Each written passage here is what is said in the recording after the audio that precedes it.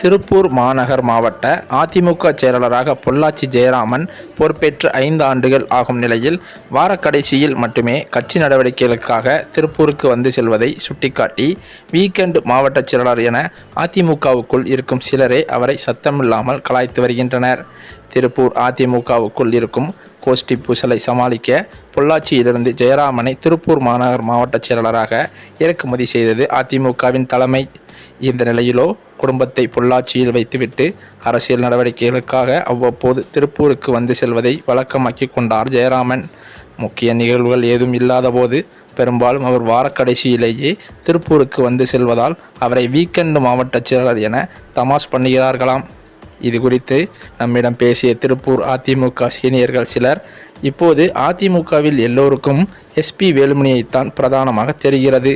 ஆனால் வேலுமணி அதிமுகவுக்குள் வரும்போதே கோவை மாவட்ட அதிமுக செயலாளராகத்தான் இருந்தவர் பொள்ளாச்சி ஜெயராமன். திருப்பூர் மாவட்ட அதிமுகவை பொறுத்தவரை முன்னாள் அமைச்சர் MSM ஆனந்தன், எம்எல்ஏவான KN விஜயகுமார், முன்னாள் எம்எல்ஏவான குணசேகரன், முன்னாள் எம்எல்ஏவான சிவசாமி என 4 பேர் 4 திசையில் பாராமுக அரசியல் செய்து வருகிறார்கள். இதனாலேயே உள்ளூர்காரர்களை தவிர்த்துவிட்டு வெளியூர்காரரான பொள்ளாச்சி ஜெயராமனை திருப்பூர் புறநகர் மாவட்டத்திற்கு செயலாளராக்கியது தலைமை. ஜெயராமனை பொறுத்தவரை தனது சொந்த மாவட்டமான கோவையில்தான் அரசியல் செய்ய நினைத்தார். ஆனால் கோவை மாவட்டத்தின் 10 சட்டப்பேரவை தொகுதிகளுக்கும் தான் மட்டுமே ராஜாவாக இருக்க வேண்டும் என நினைக்கும் வேலுமணி சமயம் பார்த்து சீனியரான ஜெயராமனை திருப்பூர் பக்கம் திருப்பிட்டு விட்டாராம்.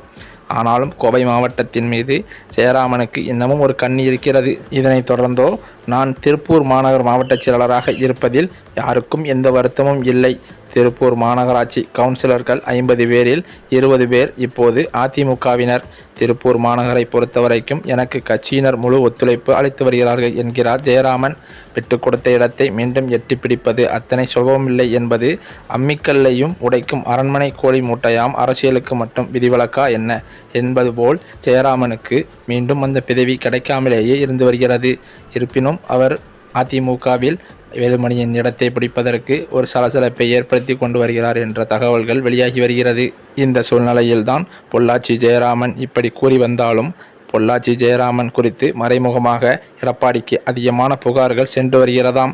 அதன் பெயரிலேயே அதிமுக அமைச்சரிடம் எடப்பாடி ஆலோசனை நடத்தியிருப்பதாகவும் அந்த ஆலோசனைக்கு பிறகு பொள்ளாச்சி ஜெயராமனை நீக்க வாய்ப்புள்ளதாகவும் தற்போது அதிர்ச்சி தகவல்கள் வெளியாகி வருகிறது. ஏற்கனவே அதிமுகவில் பலரும் நீக்கியபடி இருக்கும்போது தற்போது ஜெயராமனும் அதிமுகவிலிருந்து எடப்பாடி நீக்க முடிவெடுத்துள்ளதாகவும் தகவல்கள் வெளியாகியுள்ளது.